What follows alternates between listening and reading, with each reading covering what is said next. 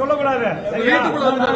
உங்க வீட்டுக்குள்ள வந்து நிக்கல. நாங்க யாரும் துலுக்கனுக்கு கான்ட்ராக்ட் கொடுத்துருக்கீங்க, முஸ்லீமுக்கு கான்ட்ராக்ட் கொடுத்துருக்கீங்க. என்ன இந்த உள்ள துலுக்க நிக்கிறான். அதுக்காக கேட்க மாட்டீங்க.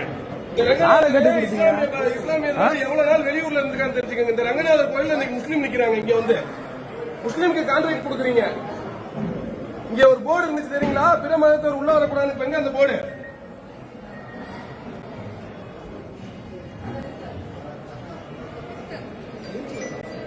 அப்புறம் கான்ட்ராக்ட் கொடுத்தீங்க. அங்க மாத்தி வச்சு இங்கேயான இருந்துச்சு, அங்கேயான இருந்துச்சு, அங்க மாத்தி வச்சீங்க.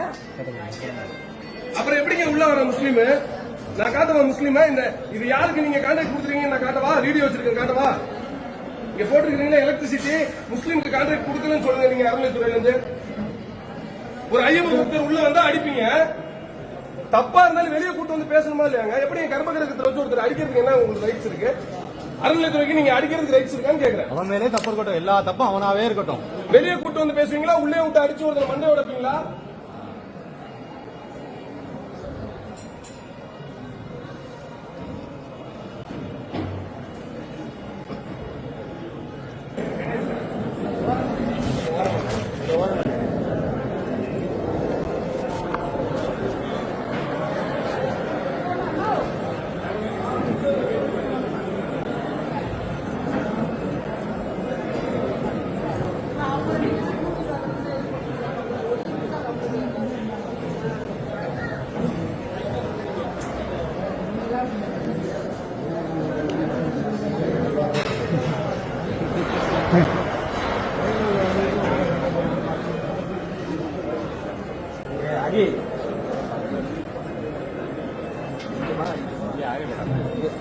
நம்ம போடவே இல்லையா?